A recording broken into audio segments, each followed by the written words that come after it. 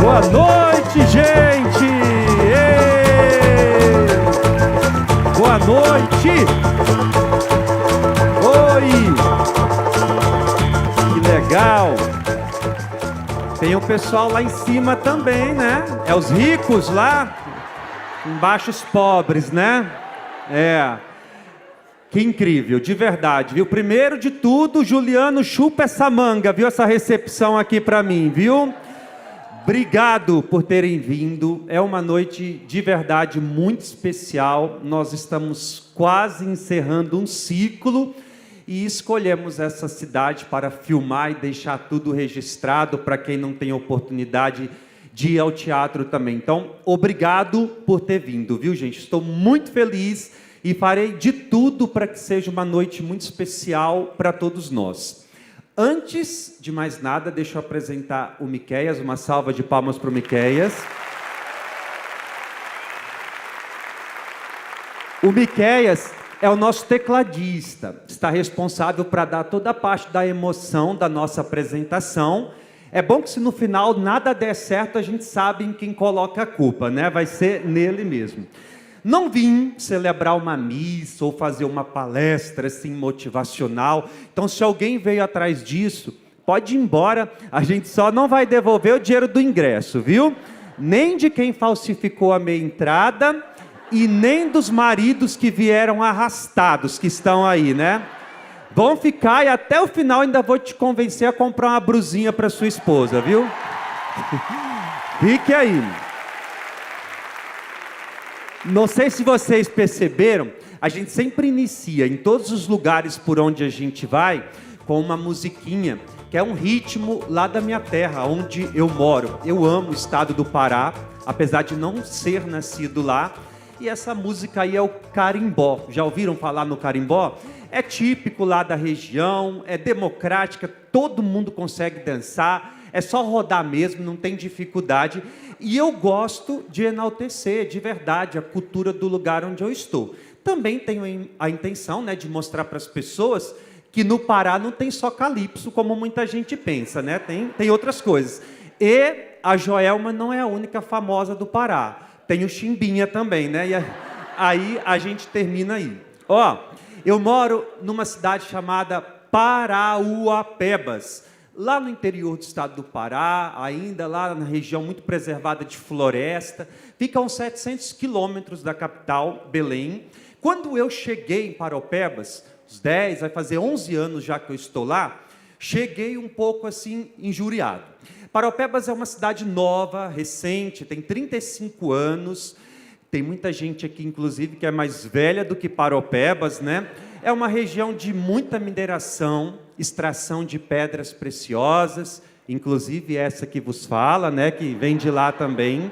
E quando eu cheguei lá um pouco triste, não queria muito estar, me levaram para fazer um passeio. É típico lá, toda vez que eu recebo alguma visita, eu também levo para fazer esse mesmo passeio lá, né? Quem gosta de natureza, aquelas árvores imensas, floresta amazônica, rio, enfim, é um prato cheio. E lá no meio da floresta, predomina muito lá, por conta da concentração do minério de ferro, uma vegetação que a gente chama de cangas. Cangas, não quengas, tá? A gente tem quenga em Parauapebas, demais da conta. Mas agora eu estou falando das cangas. Eu moro numa rua, gente, ela é um evento na cidade, falando de quenga agora, né? É uma ladeira, é ladeira que chama aqui também, né? Uma subida. Lá em cima da ladeira é a casa dos padres, aonde eu moro. No meio dela tem uma boca de fumo. Lá no pé da ladeira tem um cabaré. É o equilíbrio, tudo numa rua, né? Às vezes eu gosto de ir para a igreja caminhando, dá mais ou menos 1 quilômetro da minha casa, e cumprimentando as pessoas pelo caminho. Aí eu passo lá, no meio da ladeira, o pessoal lá da boca de fumo. E aí, padre, só o pó? Só o pó. Olha a minha casa aí, viu? Estou saindo. Vou mais lá, tá o pessoal, as meninas lá, estão sempre fazendo unha, lixando o pé, aquela coisa toda. Oi, padre, benção. Deus abençoe, que o dia seja produtivo, né? E vou seguindo viagem. Voltando lá às cangas, né? Quando aquele guia me apresentou ali, ele também me mostrou uma planta que pertence a esse tipo de vegetação, que é uma flor que só tem lá mesmo em Carajás, que é aquela região ali onde está Parauapebas. Uma planta endêmica de lá, só nasce naquele lugar. O que mais me chamou a atenção naquele momento não foi a flor bonita em si, não, mas foi o lugar aonde ela nascia, porque era um chão super ferruginoso, com uma concentração de minério de ferro absurda. Você olhava e você pensa, aqui não pode nascer nada. Só que aquela plantinha tão bonita nasce naquele lugar tão inóspito, traz beleza, dá nome àquela região. Quando eu vi aquilo, eu também vi ali uma resposta de Deus para a inquietação do meu coração naquele momento. Se Deus havia me levado para Parauapebas, era ali que eu deveria florescer, até o dia que Ele quisesse. Eu sei, gente, que às vezes a gente tem aquela sensação de que tudo concorre para não. Os ventos contrários, o ambiente aonde estamos plantados, as pessoas que estão ao nosso redor, estamos tão desmotivados, tão desiludidos, que a gente tem aquela sensação, nada pode acontecer. Eu não consigo mais florescer, eu não consigo crescer, tampouco frutificar. Isso dura até eu tomar consciência do meu valor, da minha dignidade, da grandeza que existe dentro do meu coração. Porque quando isso acontece, aí independente do lugar aonde eu estou, eu começo a florescer. Eu carrego comigo, no meu coração, como um lema de vida: eu não quero que ninguém que se aproxime da minha presença vá embora da mesma forma como chegou. Eu quero marcar a vida dessa pessoa, mesmo que por um sorriso, um abraço, uma palavra que seja, e marcar de forma positiva, porque é tão triste quando a gente passa pela vida de alguém como uma tempestade, ferindo, machucando, destruindo, tirando tudo do lugar. O mundo hoje, ele é tão pesado, tão sombrio, que está faltando pessoas leves, pessoas que sejam capazes de florescer, de dar um sabor, de dar um sentido, pessoas que façam a diferença de verdade, como aquela flor de Carajás que nasce naquele lugar tão sem vida, mas traz beleza. Nós também precisamos entender isso, apesar da nossa imensa pequenez, do lugar que estamos, a gente pode florescer. Hoje Deus me trouxe a Americana, é aqui que eu vou florescer, aonde eu estiver, aonde Ele me mandar. A vida ganha um sabor diferente quando a gente passa vivendo assim, florescendo aonde todo mundo acha que não é possível. Você também pode florescer. Tá vendo como às vezes eu falo umas coisas bonitas também, viu? Vai vendo aí. Ó, só por causa da filmagem, né? Ah, bande falso. Ó, tem muita gente que tem curiosidade de saber como foi que eu fiquei padre, de onde surgiu minha vocação. Não veio de criança, assim, eu não pensava em ser padre quando eu era criança, até porque a gente não era de uma família religiosa, mamãe não levava a gente para a igreja, era muito difícil ir na missa, coisa assim de umas 2 vezes por ano. Quando eu ia, eu sou como muitos aqui, deve ser igual, ficava me perguntando quem era a tal da Osana que aquele povo cantava tanto, né? Mas assim, gente, eu lembro da primeira conversa que eu tive com Deus, que geralmente é nos momentos de desespero, né, quando a gente não está bem. Pois é, comigo foi do mesmo jeito também. Eu tinha 15 anos, e eu morava nessa época em Marabá, que também é lá no Pará, perto de Parauapebas. Marabá é banhada por um rio imenso, é um dos maiores do Brasil, o rio Tocantins. Ele é tão grande, que às vezes você não consegue enxergar a outra margem dele, né? E para nós que moramos lá em cima, a gente só tem 2 estações do ano, que é o verão e o inferno, viu? O tempo do inferno é junho, julho, agosto, que aí ó, é tinindo o calor. O rio Tocantins, ele vai baixando o leito dele, e aí surge lá no meio dele uns bancos de areia, umas ilhas, que a gente chama de praia. Nós estamos bem longe do litoral, né? Naquela época, nossa, a gente amava férias de julho. A minha família acampava em uma dessas ilhas, ficava uma semana lá e tudo mais. E tinha a Ilha Maior, que era a praia do tucunaré. Tucunaré é um peixe lá da região. Eu estava com 5 primos, tudo assim, 14, 15 anos. A gente pegou o barquinho, a rabeta, que nós chamamos, é um barquinho assim, uma tora de madeira, segura na mão de Deus e vai, né? Assim, o colete salva-vida eram umas garrafas PET, assim, de 2 litros, sabe? Que a gente segurava, pagava R$2 naquela época. Mas a gente foi, passamos o dia lá na praia do Tucunaré, foi maravilhoso, tomando banho naquele rio bonito, de repente vem um tolete de bosta, bate na sua cara, assim, sabe? É uma coisa desse tipo. Aí, na hora de ir embora, final do dia, coisa de menina assim que não tem nada na cabeça, né? Quando a gente é menina, a gente não tem medo de morrer. Vamos nadando? A gente achava que sabia nadar, né? A nossa família estava acampada nessa ilha menor, em linha reta assim daria uns 800 metros de rio. Quando deu só uns 40 metros que eu estava nadando, gente, deu uma canseira ali, acho que eu não sei nadar bem não. Desesperador, assim, de verdade. Eu estava esperando a hora de morrer, eu tinha certeza que eu ia morrer naquele dia. Sabe assim, quando não tem mais nada para fazer, tinha desistido, a gente tudo gritando, socorro, lá escurecendo. Eu lembro que eu afundava, aí tinha um primo meu que me jogava para cima, empurrava, e nisso, eu sabia que ele não ia aguentar muito tempo, tinha mais uns 2 morrendo junto comigo assim, sabe? Aí, eu lembro que numa dessas vezes que eu afundei, eu fiz uma promessa para Deus. Essas promessas sem jeito que a gente faz na vida, né?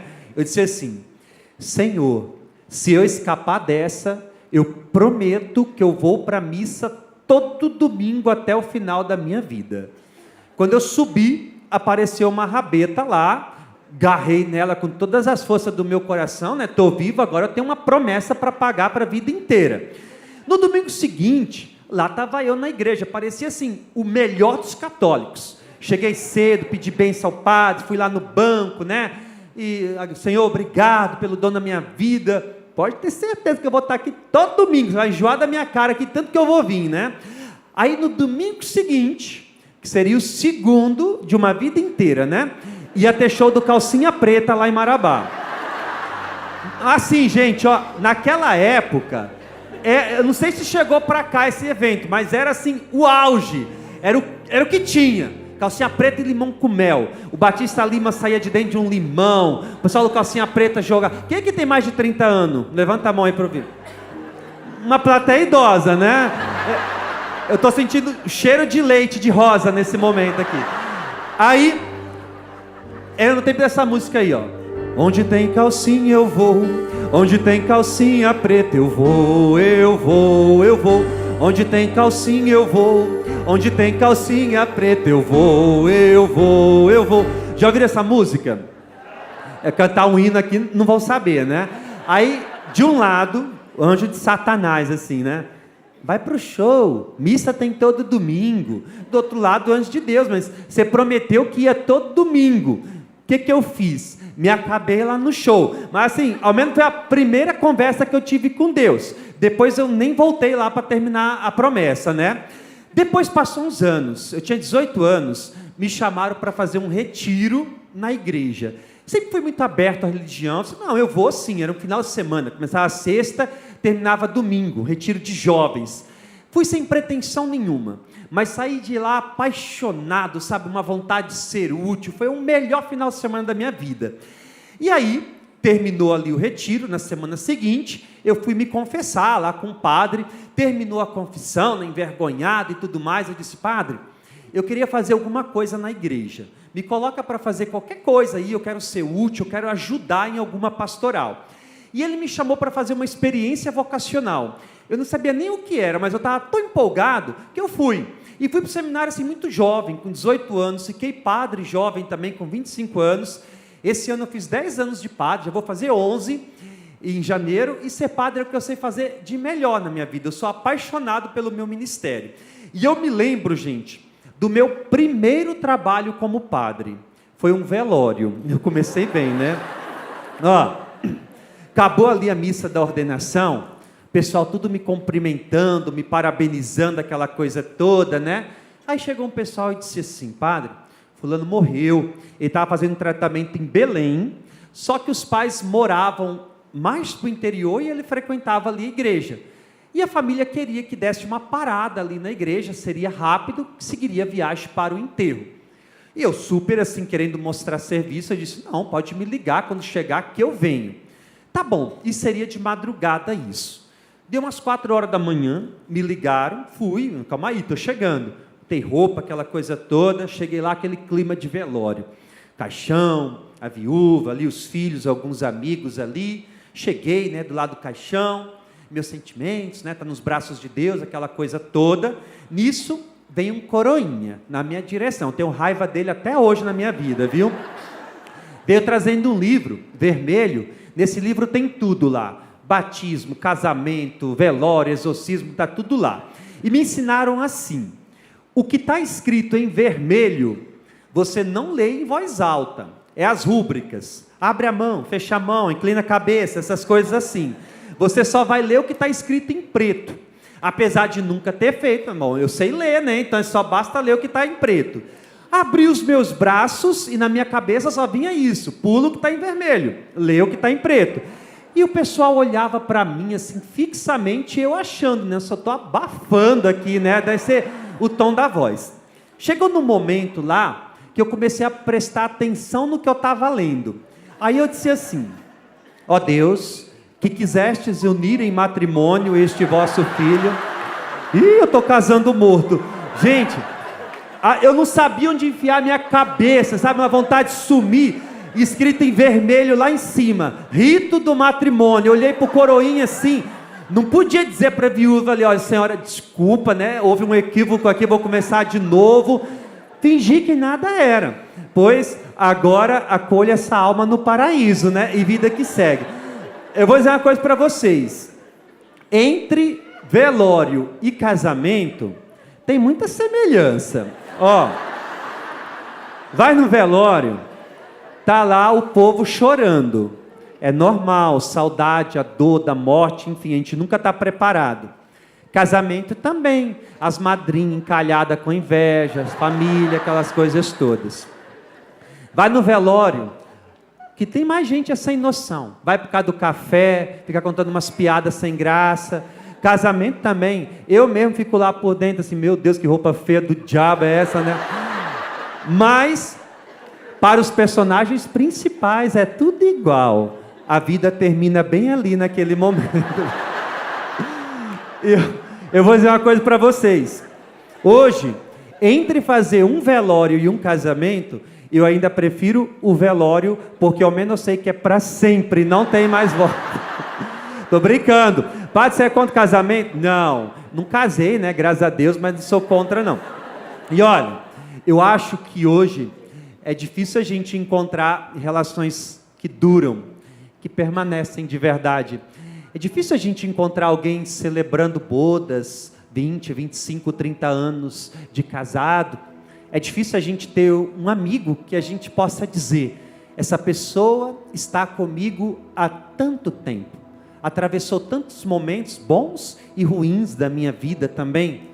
Parece que as pessoas entram e saem da nossa vida numa velocidade que assusta, não tem mais profundidade, não tem raiz. Talvez a gente tenha desaprendido a amar. E quando eu falo de amor, no sentido literal da palavra, não essa coisa rasteira, não este sentimento tantas vezes pobre que a gente vê por aí. O amor que é uma doação, que é sacrifício, que é renúncia de vida. Quem é que ama de verdade, sabe muito bem que por amor, tantas vezes você precisou sofrer. Às vezes amor e sofrimento caminham de mãos dadas. É por isso que Jesus nos ensina que não existe prova maior de amor do que aquele que é capaz de dar a vida, de oferecer a sua vida. E como a gente fala sobre isso para o mundo que é cada vez mais egoísta, onde as pessoas estão tão voltadas para si, que se esquece de se oferecer, de se ofertar, de achar a vida do outro como mais importante. Tem uma passagem no Evangelho que sempre tocou muito o meu coração. Eu gosto destes relatos dos encontros que Jesus tem com as pessoas. Ninguém que se encontrava com Jesus permanecia o mesmo. Sempre acontecia algo extraordinário. Não sei se você já percebeu, mas é difícil o evangelho dar nome a alguém que é curado por Jesus. Geralmente é o cego, o surdo, o paralítico, o mudo. Só que este homem que é cego, ele tem um nome, se chama Bartimeu. O texto fala até o nome do pai dele, era o filho de Timeu. Ou seja, ele tinha uma vida, tinha uma história, tinha uma identidade, uma casa paterna. Só que Bartimeu nos é apresentado à margem do caminho, mendigando. O que levou Bartimeu àquela condição, ou o que o levou até lá, a gente não sabe, e nem precisa saber também. É certo que tantas vezes na vida somos como Bartimeu. Estamos num lugar que não é o lugar que deveríamos estar. Estamos na margem. Quem nos levou para a margem, a gente nem sabe, ou o que nos levou até ali.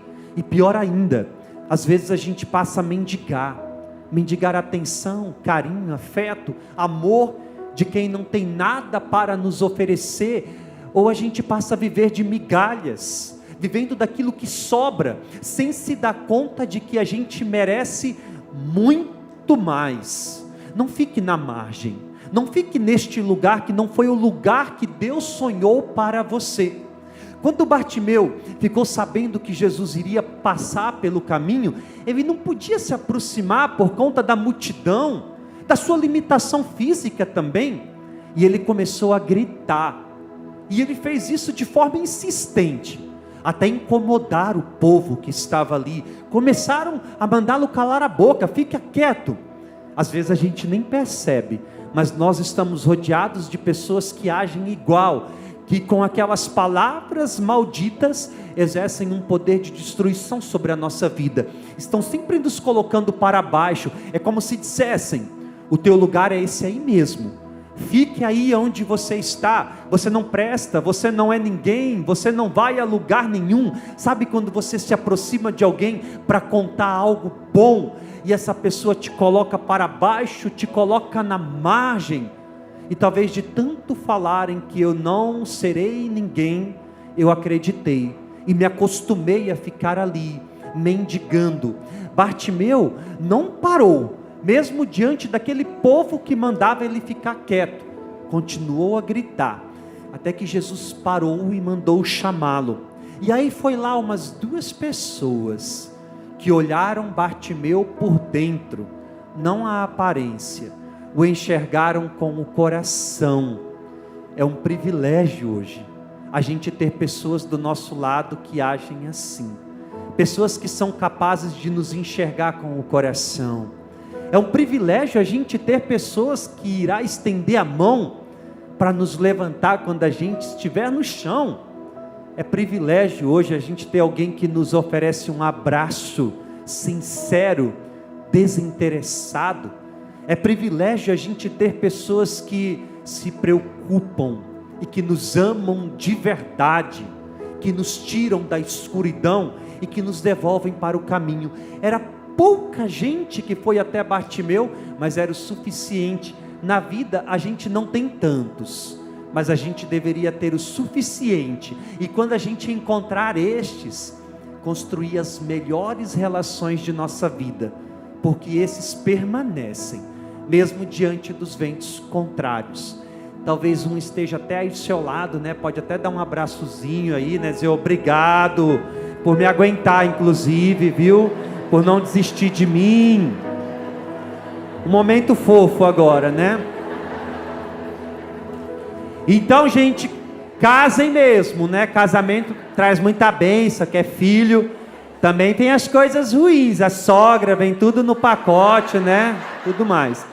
Tem uns tempos atrás aí, que eu fiz um casamento de uns amigos meus. Eu gosto de fazer casamento, tá? Eu me dedico. Enquanto que os noivos não choram, eu não paro de falar ali, viu? Aí eu casei, amigos meus, fiz uma cerimônia bonita, viajaram de lua de mel. Uns 15 dias depois ele me ligou: oi padre, benção, tudo bem? Deus abençoe, querido. E aí, como é que tá a vida de casado? Ah padre, diferente, né? Não é a mesma coisa que namoro. É diferente, vai dar uma piorada, mas agora é carregar a cruz. até o final, né? Mas eu estou sentindo a sua voz um pouco abatida, está acontecendo alguma coisa?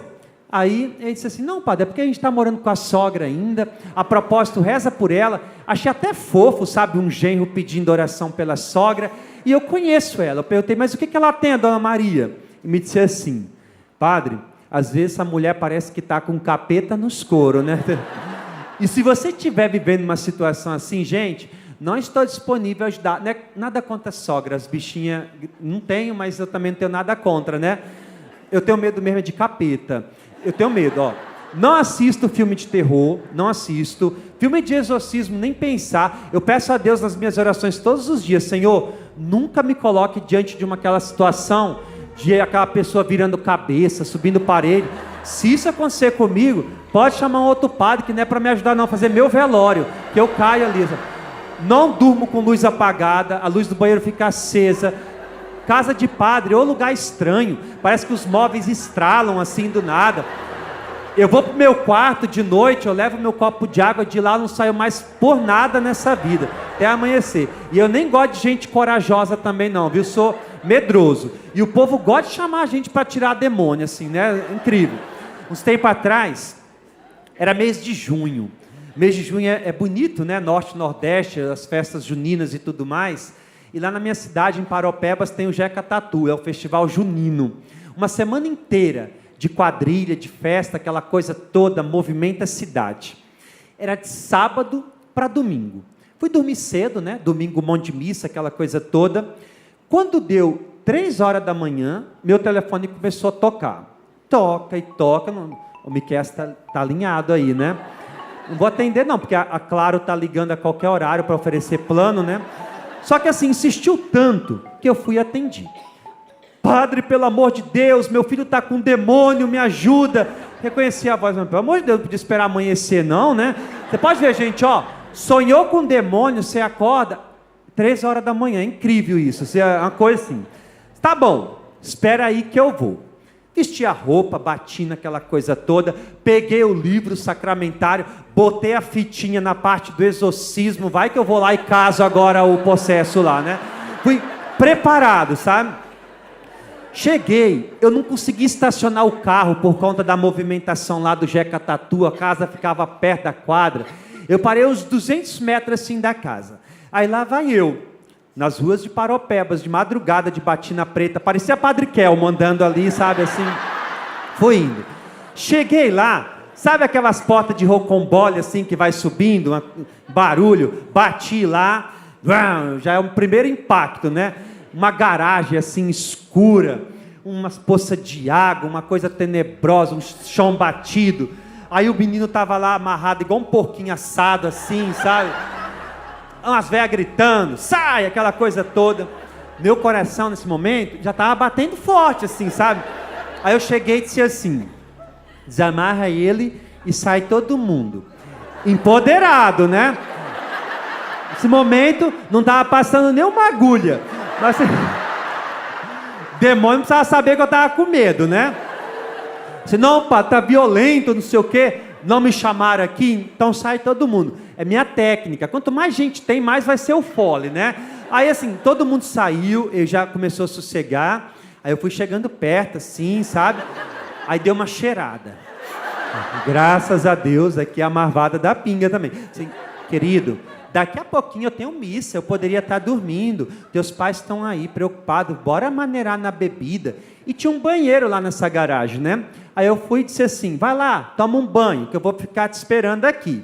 Nisso, fiquei lá uns 15 minutos naquela garagem escura, sentei num banquinho lá, esperando. Só que assim, para mostrar para o povo que estava lá dentro da casa que eu estava trabalhando, de vez em quando eu dava uns gritos, tipo assim, conta nome, se manifesta, as coisas desse tipo, sabe? Aí, podia ficar parado, né? Deu uns 15 minutos, lá vem ele, tomado banho, assim, né? Pronto, agora sim, um novo homem, fui lá, dei um abraço nele, agora vamos lá que eu vou te devolver para o teu povo. Cheguei lá na sala, todo mundo lá aflito, entrei com ele e disse assim, foi difícil, mas está aqui, novo em folha. Qualquer coisa me chama que eu venho de novo. E aí, Fui embora, né? Lá para o carro. Nisso estava vindo uns jovenzinhos, estava voltando lá do Jeca Tatu, já era quase 4 da manhã. Começaram a se futucar um ao outro, aquela coisa toda. Fui chegando perto e escutei eles falando. O padre é o padre, né? O que está fazendo aí uma hora dessa? Aquele povo pensou qualquer coisa da vida, menos que eu estava tirando um demônio 3 horas da manhã. Mas fui embora. Então, gente, prefiro lidar com esse tipo de cão, que eu gosto de cão, né? Assim, de cachorro, no caso.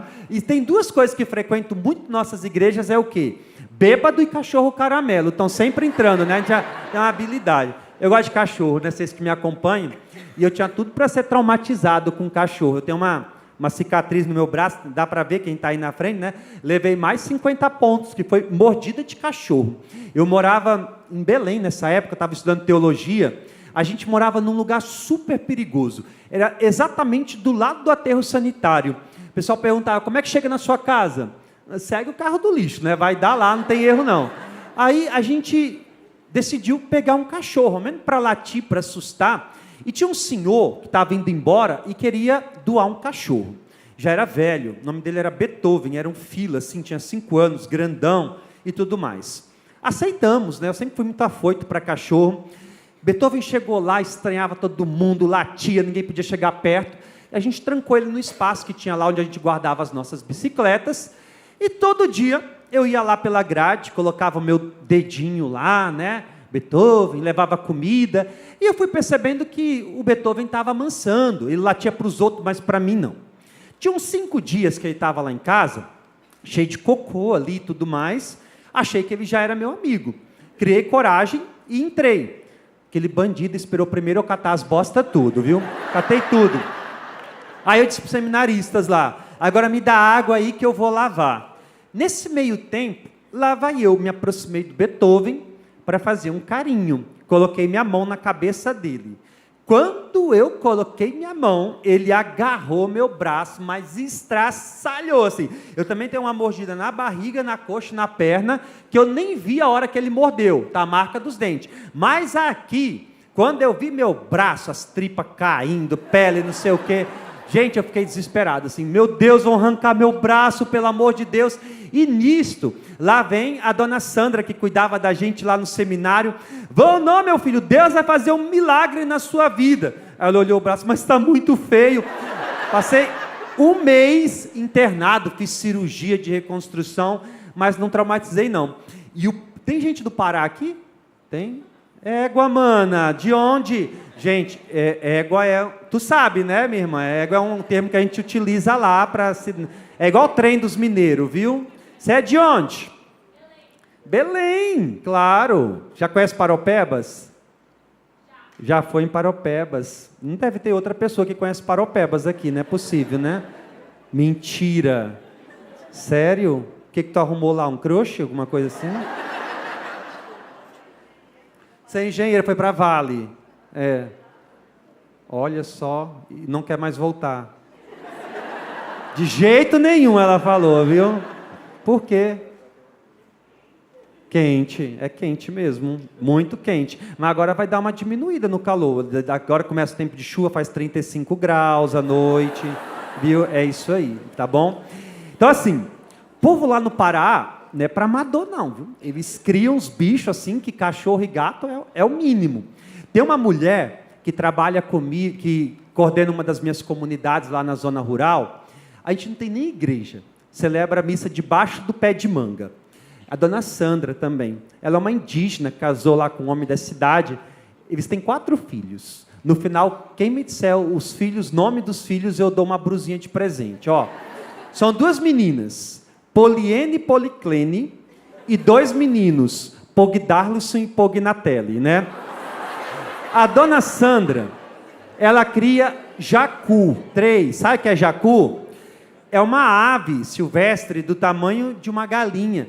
Faz até o café. Não conhece, gente? O jacu come os melhores grãos de café, faz o cocô, pega, torra e faz um café que é caro. Cultura aqui, meu filho. Onde você imaginou que você ia aprender que faz café do cocô do jacu? Pois bem, quando tem a missa, a gente prepara lá debaixo do pé de manga, o altarzinho. Aí é bonito de ver, eu vou filmar qualquer hora dessa. Lá vem Dona Sandra Seu Japão, Poliene, Policlene, Pogdácio e Pognatelli. E os 3 jacu vêm junto e participam da missa. Se comportam melhor que as crianças ainda, viu? Tem de tudo. Tu viu a onça lá, irmã? Quando tu esteve lá? Cadê? Não viu. Tu estava na época que a onça pegou uma mulher lá? Acho que foi bem nessa... Eu cheguei em 2013 lá. 2 mulheres, né? Deviam estar, sei lá, fazendo o quê? Foram andar nos projetos lá que tem, né? Num lugar que não deveria. Aí eu sei que uma onça pegou uma dessas mulheres, traçalhou a bichinha, ela ficou lazarenta de feia. Só que não mexeu com a outra. Só que a vala indenizou a mulher que a onça tinha pegado. E a outra mulher ficou puta da vida porque ela não ganhou indenização. Ela queria que a onça tivesse mordido ela também, viu? De vez em quando aparece lá. Gente, ó, quando essa coisa de internet começou na minha vida ali, nunca imaginei que isso pudesse acontecer, assim, de verdade. Imagine, lá no interior do Pará, geralmente os padres que são conhecidos no Brasil, eles estão associados à música, né? E eu não canto, então nunca foi algo que passou pela minha cabeça que pudesse acontecer. As coisas foram acontecendo, sem que eu tivesse, assim, um controle do alcance. Eu lembro da primeira publicação que eu fiz, que teve um alcance maior. Nada comparado com o que é hoje, não, mas saiu um pouquinho ali dos muros de Paropebas. Que foi uma pergunta que eu respondi séria, nada de brincadeira, e um texto que eu escrevi. Naquela ocasião, me perguntaram assim, eu não vou entrar hoje no mérito da questão. Padre, é pecado mulher usar biquíni na praia? Aí eu postei uma foto onde eu estava com a minha irmã. E a minha irmã estava de biquíni na praia e tudo mais. E eu escrevi mais ou menos assim em cima dessa foto. Engraçado que eu nunca escuto a pergunta: é pecado um homem usar sunga na praia? Usar short?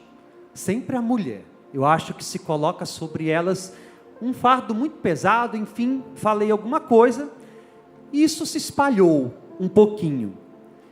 E foi pela primeira vez também que eu experimentei ódio de pessoas que sequer me conhecem. Aquilo que a gente chama dos haters aí da internet, que odeiam por nada. Eu não costumo ler muito comentários, ver direct. Eu sei que o carinho é infinitamente maior. Mas, às vezes, tem uma palavra ali que exercem sobre mim, a gente tem trabalhado sobre isso, um poder de destruição muito grande.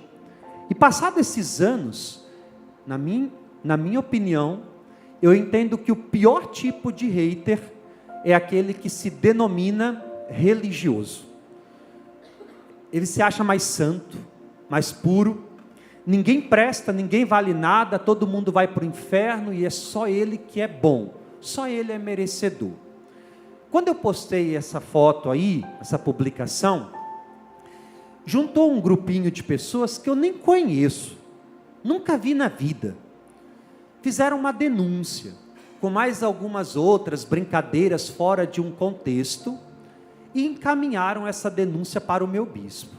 Nunca vi tanta imoralidade, não sei o quê, um monte de coisa. Gente, aquilo me destruiu de um jeito, me feriu assim profundamente. Para piorar, quem estava à frente desse grupo era um padre, o que me machucou mais ainda. Esse padre até morreu ano passado. Para, não é para rir agora, né? Não fui eu, né? Assim, de verdade, aquilo me feriu, assim, muito mesmo, até assim, não quero isso, não quero saber disso, deixa eu voltar aqui para a minha paróquia. E eu lembro que naqueles dias eu comecei a rezar muito por essas pessoas, mesmo não as conhecendo, trazia no meu coração a intenção delas. E vinha muito forte para mim a necessidade de perdoar. Até me fazer entender que para mim, que sou cristão, não é porque eu sou padre não, é porque eu sou cristão, o perdão ele é uma condição, ele não é uma opção. Não cabe a mim escolher se sim ou não, ele é uma condição. Perdoar não é fácil, pelo contrário, é difícil. A gente tem que passar por cima de muita coisa, inclusive do nosso orgulho. É um ato de fé. Perdoar não é esquecer. Imagina, a dor da decepção é triste, vem de onde você menos espera. A gente não está preparado, sofre, machuca. O perdão acontece quando a ferida cicatriza. Eu olho para a ferida do meu braço, eu lembro exatamente do que aconteceu, mas não dói mais, está cicatrizado. A gente descobre que perdoa exatamente aí, quando se lembra sem que machuque, não dói, porque está cicatrizado. O perdão às vezes nem exige de você uma reaproximação. Se é alguém que não acrescenta nada à sua vida, que não soma nada, deixa partir. Não insista em querer segurar alguém que não está interessado em ficar. Às vezes é um livramento. O que a gente não pode é se encher do ódio, da vingança, que é um veneno que eu estou tomando para outra pessoa morrer. Cede primeiro quem mais tem Deus no coração. Vai dar o primeiro passo quem mais tiver Deus. Tem muita gente que me pergunta sobre o meu pai, né? Eu mostro muito a minha mãe, os meus irmãos. Seu pai é vivo? Me perguntam. Ele é vivo sim, papai está vivo, graças a Deus. Quando eu tinha 1 ano e meio, e a minha mãe estava grávida do meu irmão, do Maico, o papai encontrou outra pessoa que me fez crescer com uma revolta muito grande, raiva mesmo. Eu tinha dificuldade até de imaginar Deus como pai. Sabe quando a gente costuma dizer que Deus é pai? Quando eu escutava isso, é como se o meu coração se fechasse, porque a imagem paterna que eu tinha era dele, e eu não queria enxergar Deus dessa forma. Quando eu fiz aquele retiro lá na igreja, eu saí de lá com alguns propósitos no meu coração. Pai, eu queria te pedir desculpas por tudo, e eu também quero te desculpar por tudo. Foi uma ligação que eu esperei a vida inteira que ele fizesse, que ele me ligasse, que pedisse desculpas. Só que se eu estivesse esperando, talvez estaríamos ainda hoje no mesmo lugar, com um muro entre nós dois. Cede primeiro quem mais tem Deus no coração. Hoje, minha gente, olhando para trás, eu consigo enxergar a mão de Deus na minha vida, principalmente naqueles momentos que eu achava que Ele não estava presente. Eu não estou aqui querendo justificar um erro, mas para mim é tão claro como Deus foi tecendo a minha história. Se o papai não tivesse deixado a gente, a mamãe não teria ido embora para o Pará, atrás de ajuda financeira dos irmãos dela que moravam lá. Eu não teria feito aquele retiro lá na igreja que mudou a minha vida, não teria ido para o seminário, não teria ficado padre, tampouco estaria aqui falando isso para vocês. Mesmo que eu não entendesse naquele momento, Deus foi me conduzindo, está conduzindo a minha história, também através do perdão. Então, gente, é libertador, é como tirar uma tonelada de cima de nossas costas. Perdoem sempre, vale muito a pena. Menos os crossfiteiros, né? Porque esses não merecem nosso perdão, não. Dá para iluminar mais aí? Deixa eu ver esse povo lindo de Americana. Aê! Ó, engraçado que o público do padre é assim, ó. Mulher, mulher, mulher, mulher, mulher. Aí um homem. Tudo no amém, as bichinhas. Sabe o que é o amém, né? É a associação das moças encalhadas mesmo, viu? Mas ó, coloca ênfase aí no mesmo. Vou dizer uma coisa para vocês, antes só que mal acompanhada, não aceite nada menos do que você merece, tá bom? Mas eu sei que na verdade, não, parem de se enganar, que às vezes vocês estavam doidas para estar mal acompanhada, mas nem isso está tendo, né? Coragem, antes do apocalipse, né? Cadê o pessoal do CrossFit? Levanta a mão. Nossa, que orgulho, né, irmã? Nossa Senhora. Tem ali, ó. Eles estão se espalhando igual as pragas do Egito, né? Gente, teve uns anos atrás aí, que eu coloquei na minha cabeça que eu queria ficar forte. Tipo o padre Marcelo Rossi está agora, queria ficar igual. Comecei a tentar de tudo. E aí, assim, tinha um coach lá, que ele vivia me chamando para ir para o CrossFit. Vamos, padre, é dinâmico, você vai gostar, não parece com academia. E eu via o pessoal no CrossFit, os homens não sei o que acontece, eles tiram camisa para treinar. Eu fui tomado pelo demônio da inveja, pensei assim, eu vou uns 4 dias, vou ficar igual, né? E aí fui fazer uma aula experimental. Gente, eu gosto de ser iludido, eu gosto de ser enganado, não vá direto ao ponto comigo, não. Então, assim, aula experimental, me dá um lanche, sei lá, sabe, apresenta academia, coisa assim. Eu fiz essa aula experimental com 5 mulheres, mas não era a primeira vez dela, não, já estavam introduzidas na seita fazia tempo, né, assim, ó, colocaram o cropped e reagiram. Comecei lá, né, fazer, dava uns 15 minutos lá, eu tô com uma barra aqui, e nesse momento eu já estava querendo vomitar, sabe? Voltar a desmaiar, a alma saindo assim do corpo.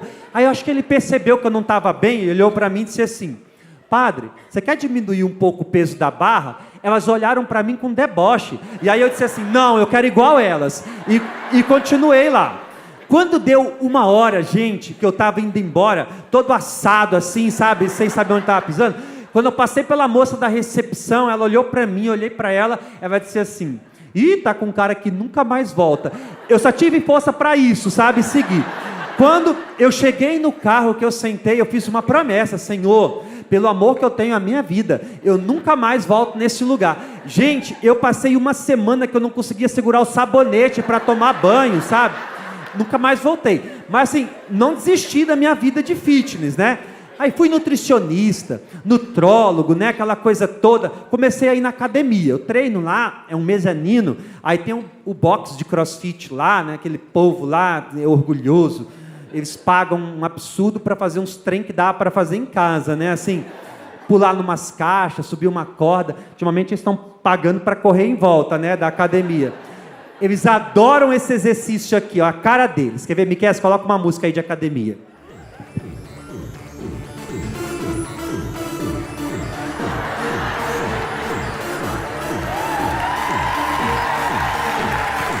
Tá certo o burpe, irmã? Oi? Ah, já é demais, né? Eu já tô aqui, já tô tonto, viu? Processo. Então, assim, continuei lá a minha vida fitness, né? E aí a academia começou a fazer um efeito, né? Vaidade, aquela coisa toda, que não é legal. Um dia, era uma segunda-feira. Dia de segunda é dia de folga dos padres. A maioria do Brasil é assim. Minha família estava lá em casa, né não? Tem padre aí, que falou que não é não? Não. Não, então tá bom. Né? Aí, tem uma cachoeira lá no interior de Paropebas, que eu gosto muito de lá, e eu sei que ela é fechada a segunda para o público. E aí eu ficaria à vontade lá com a minha família, eu conheço o dono lá da terra, liguei, a gente está indo aí, viu? Pode vir, padre. Foi maravilhoso, a gente assou uma carne lá, tomamos banho de cachoeira, passamos o dia. Quando estava entardecendo, umas 5h30, lá para cima escurece mais rápido, né? Primeiro que aqui, 5h30 já está escurecendo, um sol entrando assim no meio da floresta, sabe, uma luz boa. Aí eu pedi para Carol, minha irmã, Carol, tira umas fotos minhas aqui. Eu fui lá na cachoeira, fiz umas poses, aquela coisa toda, né?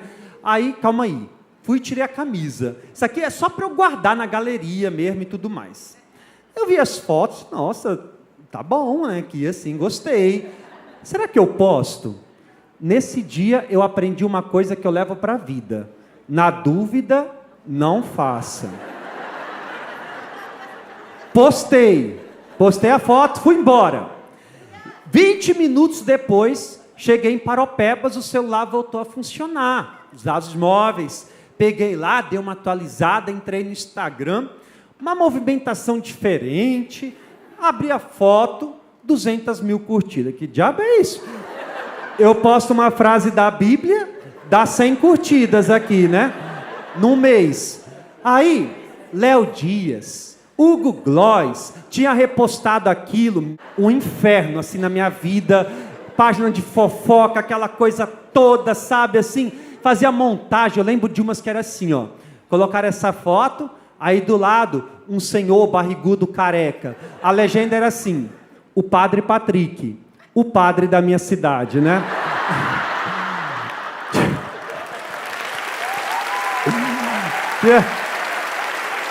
Tinha uma que era assim, aí do outro lado aquele ator do Lúcifer lá da série, aí tanto faz olhar para cima como para baixo, assim, e de verdade, sofri aqueles dias, assim, não, a internet tem memória curta, logo ninguém tá falando nisso.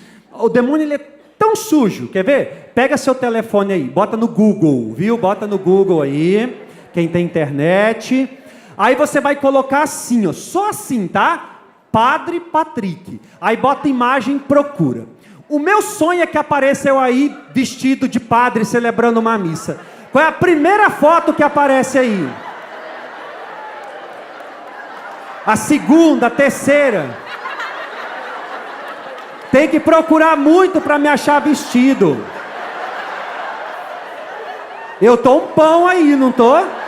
Tô. Eu tô um pão aí, de verdade, viu? Só o Todd. É. Hoje, eu vou pra praia, eu vou de burca, entendeu? Quem viu, viu. Quem não viu, vai no Google, que tá aí, ó, essa foto. Ela não some. Irmã, você tá muito, assim, fixada, tá? Senhora é casada? Não. Percebi, viu? Já pode guardar a senhora aí atrás também. Guarda, tá bom. Tira um print, viu? Depois vê de novo. Ó, hoje eu lido com naturalidade, mas naquela época, gente, isso aí me causou problema, viu? Não some daí. A gente tem que levantar uma campanha para ver se desaparece. Ó, eu gosto, assim, de cuidar, né? Na medida do possível, fazer uma atividade física e tudo mais. Me alimentar bem também. Acho que a gente tem que cuidar mesmo, principalmente nesse mundo doido que a gente vive. Nosso corpo, mas também cuidar da nossa alma, da nossa mente, acima de tudo, porque a gente nunca sabe o que nos espera o dia de amanhã. O que eu vou falar com vocês, assim, durante muito tempo eu sentia vergonha de falar a respeito, até eu tomar consciência que isso podia ajudar outras pessoas. Falar sobre isso podia ajudar pessoas que estivessem passando por uma situação parecida. Eu sempre fui apaixonado pela minha vida. Sempre gostei de estar no meio de pessoas. Sempre fui apaixonado pelo meu ministério, celebrar missa, atender confissões, ouvir as pessoas. Eu acho que a escuta é um dom e cada vez mais raro. A gente não tem encontrado pessoas que estão dispostas a escutar, a ouvir, sem julgar, apenas para acolher ali, sentir, ter compaixão do outro. E eu comecei a perceber ali pelo ano de 2019 que eu já não sentia mais o mesmo prazer, não tinha mais o mesmo ânimo, o mesmo entusiasmo. Só que eu achava que era uma coisa passageira, como os dias difíceis que a gente tem, que logo ir embora e as coisas voltariam ao normal. Só que eu fui percebendo que cada vez mais era como se eu estivesse saindo do plumo, dos trilhos, e as coisas, ao invés de melhorar, foram piorando cada vez mais, a ponto de eu fazer tudo como uma obrigação, sem vontade, uma necessidade do menos. Eu lembro que eu ia para a missa e eu comecei a escrever os meus sermões, porque eu ficava tão distraído que eu esqueci o que eu estava falando. Eu ia para a igreja assim, atender as pessoas, ouvir, e eu ficava ali por dentro, meu Deus, eu não quero estar aqui, eu não tenho nada para oferecer, eu quero ir embora, sabe? Eu não tinha vontade, não tinha prazer de estar ali, porque infelizmente, nós padres, pastores, a gente é educado para ser forte. Isso não é uma coisa boa, porque eu acho que na vida todos nós temos o direito de se apresentar em algum momento fraco, vulnerável. Eu preciso de ajuda, eu necessito de ajuda. E eu fui percebendo que o brilho tinha sumido. Eu lembro que eu saí das redes sociais, porque até o barulhozinho da mensagem de WhatsApp e Instagram chegando me incomodava, doía.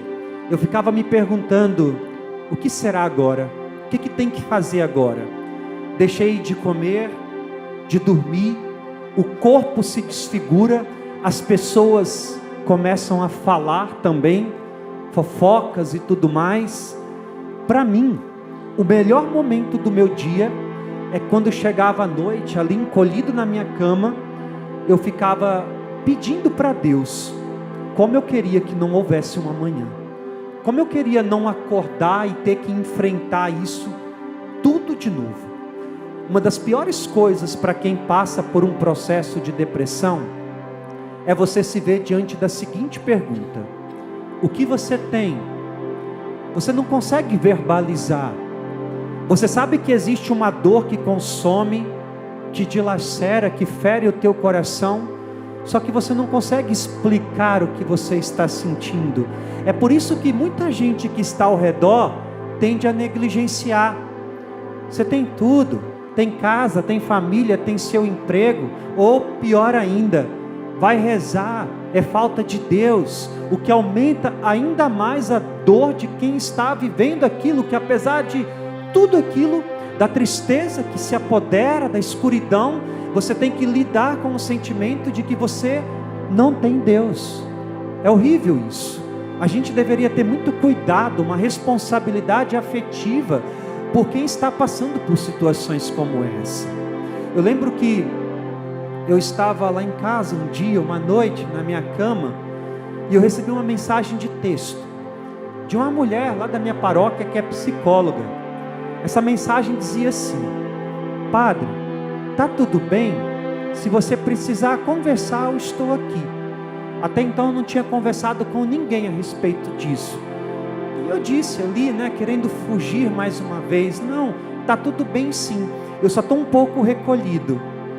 Foi uma noite horrível, uma noite de lágrimas, uma noite escura demais. E eu queria que vocês entendessem essa noite, muito além de um tempo físico, cronológico. Ela não havia começado 18 horas e terminaria 6. Durava já há muito tempo, meses, já tinha me levado muitas coisas, inclusive o gosto pela minha vida. Era aquela escuridão que havia chegado, se apoderado do meu coração e ficado de verdade. Uma noite que levou a vontade de viver embora mesmo.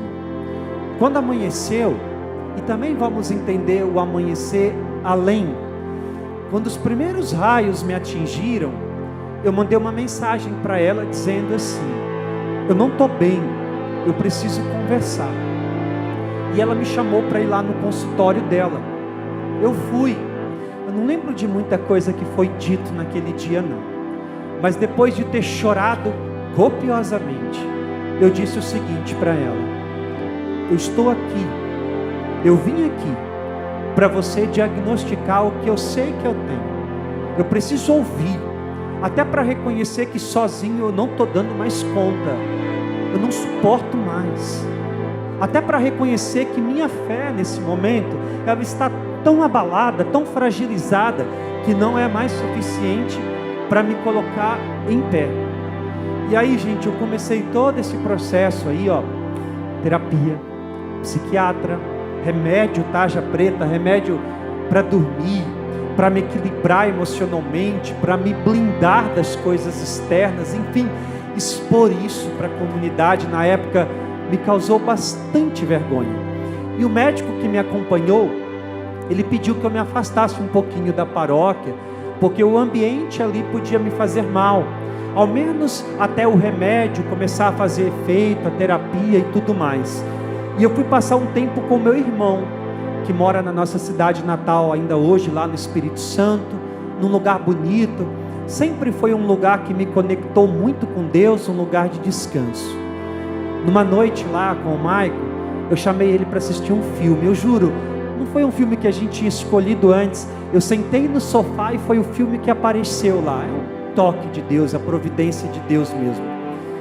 Gente, um filme bobo, de romance, com uma história triste, que poderia piorar ainda mais o que eu estava sentindo naquele momento. O nome do filme é Como Eu Era Antes de Você. Para quem nunca viu, conta a história de um moço bonito, rico, cheio de vida, vivia intensamente a sua vida, cada momento dela. Por conta de um acidente, ele fica paraplégico, ele perde o gosto pela vida dele. Aí vai trabalhar na casa dele uma moça bonita, cafona, assim, ela tinha um potencial incrível, mas sabe, estava vivendo na margem, não estava vivendo uma plenitude, tudo que ela podia viver. Os dois se odeiam no primeiro momento, mas depois surge um sentimento muito bonito entre os dois. Teve uma cena daquele filme ali que mudou a minha vida. Foi de fato um divisor de águas na minha vida. Ele está sentado assim na cadeira de rodas. Aí ela senta assim numa cerca em frente dele. Estão lá conversando. Ele olha para ela e diz o seguinte: sabe o que eu vejo quando eu olho para você? Vai dar uma parada, pensa um pouco. Não me diz que é potencial. Potencial. Você só tem uma vida. E na verdade é sua obrigação viver o mais intensamente possível. Aquelas palavras caíram no meu coração com tanta força.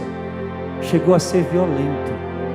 Essa dor que eu estou sentindo, essa angústia, essa sensação de morte, essa tristeza, não diz nada sobre mim. Eu sei que existe dentro de mim esse potencial. Eu amo a minha vida e eu quero viver intensamente. Porque a vida também pode ser um instante. Ela é breve e a gente não tem nenhuma certeza do amanhã.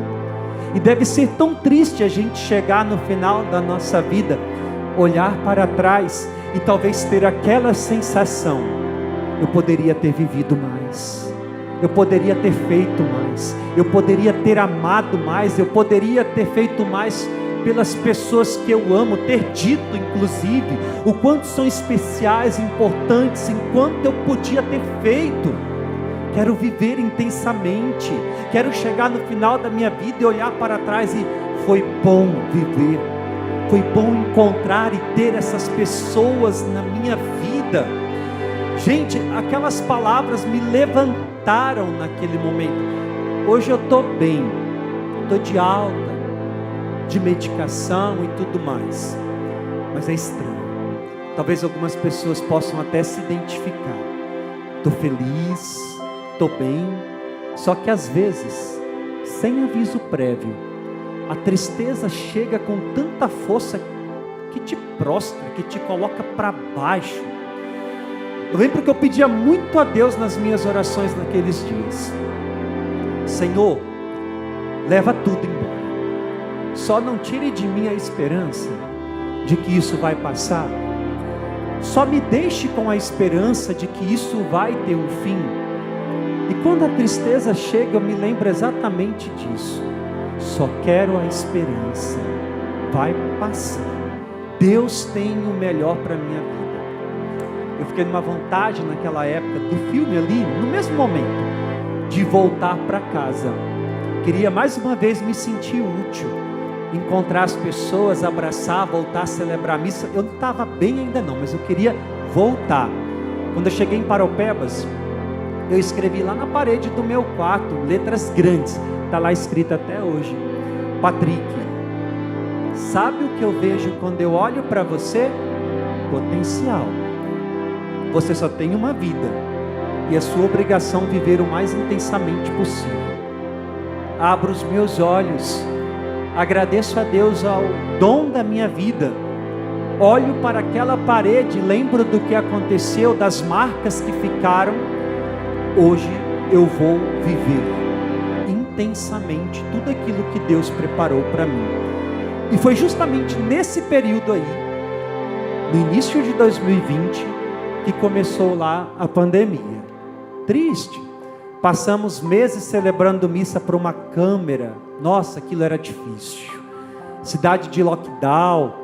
Só saía de casa para ir no hospital, dar unção às pessoas. Eu lembro que eu fui nos velórios escondido, né? Que não podia ter velório, dar um suporte ali para a família, aquela coisa toda. Uma dor. Aí, era uma segunda-feira, dia de folga. Eu reativei meu Instagram. depois de meses, eu tinha 1.500 seguidores, algo assim, nesse dia. E para passar o tempo ali também, sabe? Pela primeira vez, eu fiz uma caixinha de perguntas no Instagram, sem nem imaginar que por aquilo Deus iria me levar para tão longe. Nós nunca sabemos os planos de Deus na nossa vida, mas sempre é mais do que você possa imaginar, e mais do que a gente merece também. Deus me trouxe aqui hoje, eu estou viajando de graça inclusive, né? E eu vim aqui hoje, gente,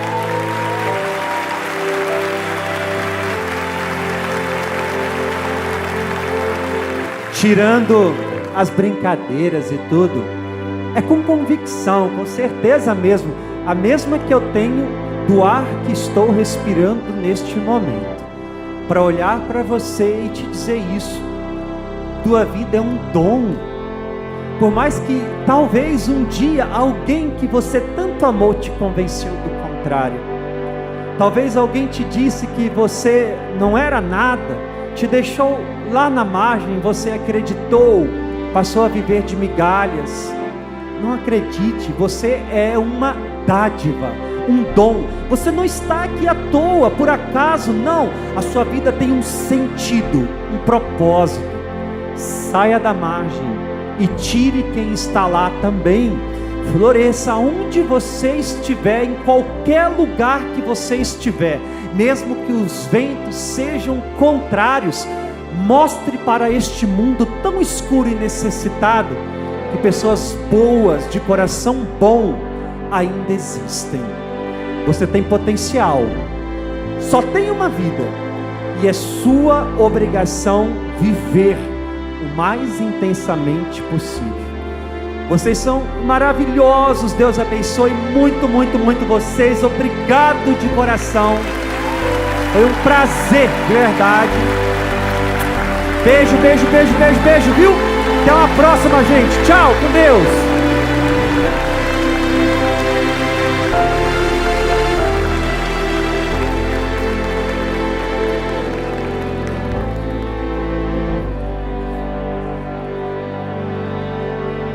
Na verdade não acabou.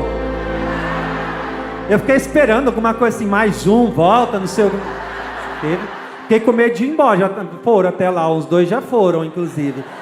Vamos responder umas caixinhas de pergunta, né? Também as perguntinhas, né? O Juliano tá no Amém, se alguém quiser ir embora pro Pará, tá disponível. Ele falou que vem embora pra cá, tem alguém aí interessado? Ó, Juliano, tem ali uma desesperada ali, ó, tá não. Vamos lá, gente. Tem um medo, hein? Tem um medo aqui, vamos lá.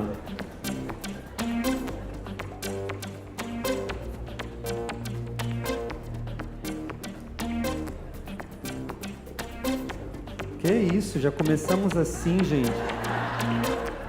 Você é lindo, casa comigo. Nem morto, querida. Tem até uma música pra você, né, ó. Quem pegou, pegou, pegou, não pega mais. Quem beijou, beijou, beijou, não beija mais. É isso aí. O que faz uma pessoa ser padre? No meu caso, não casar, viu? Já é o que mais me motivou. Brincando. Tenho 67 anos. Ainda tenho chance de casar. Senhora, tu tá mais pra lá do que pra cá, né? Tá na hora de começar a pensar em outras coisas. Preparar a alma.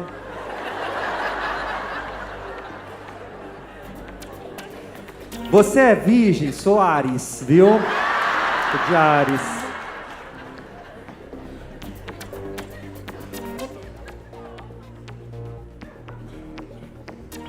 Tem uma aqui, ó, o que fazer quando a prima que a gente gosta, acho que é tóxica e só arruma briga.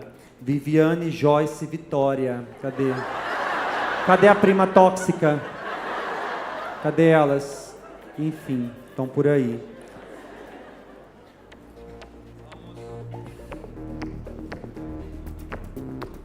Padre, sua bênção, comprei uma brusinha nova só para vir te ver, o que você acha? Quem é? Você? Tá linda! E... Os maridos estão dando brusinha? Não. Dá um conselho para vocês, meninas, olha só. Primeiro de tudo, tá? O dinheiro seu é só seu e o dele é de vocês dois, tá bom? E se você achar uma nota assim no bolso, não é pecado, fique mesmo. Segundo, nunca pode revelar ao certo quanto que você ganha.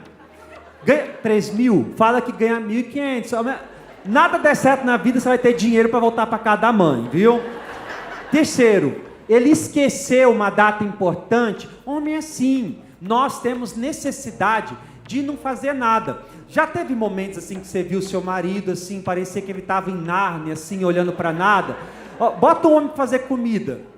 O homem faz primeiro o arroz, desliga, vai para o feijão, desliga a carne, mulher faz tudo junto. Por que o homem gosta de pescar? Porque pescar é não fazer nada. O lugar que você pode deixar ele tranquilo é pescar.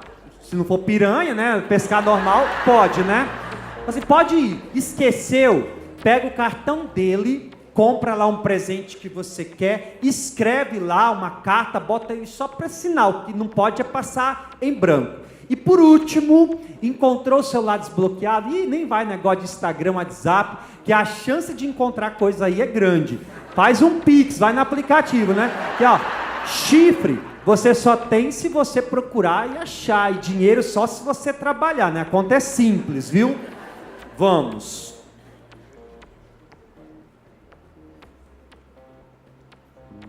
Que diabo é isso, gente? Padre, sua bênção, o Senhor, não sei o que, no fundo da grota, alguma coisa, não entendi, né? Tá maconhado isso, só pode.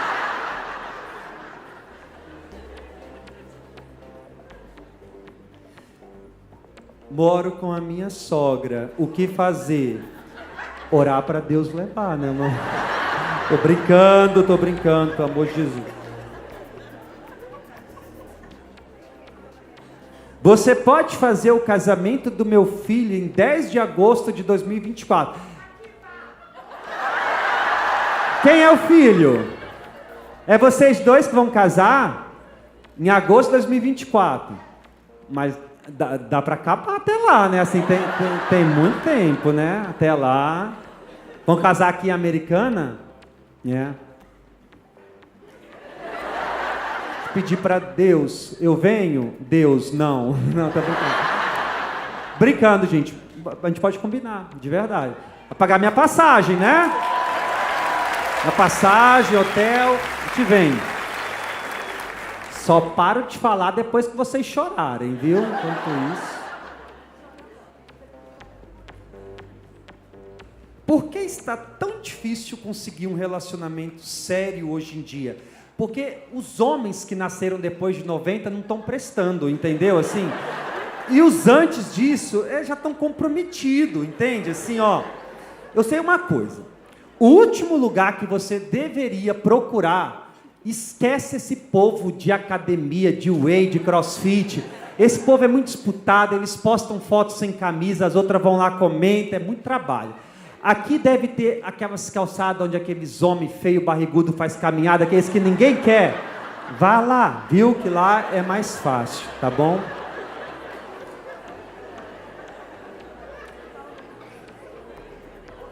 Padre, trouxe a irmã e a sogra da irmã para o show. Deixei o marido em casa, meu lugar no céu está garantido. Eu só tenho uma preocupação com o que ele está fazendo uma hora dessa. Gente, agora, obrigado de verdade, Deus abençoe. De verdade, vocês são incríveis, me senti muito amado hoje, viu? Um beijo no coração e até uma próxima, se Deus quiser. Tchau!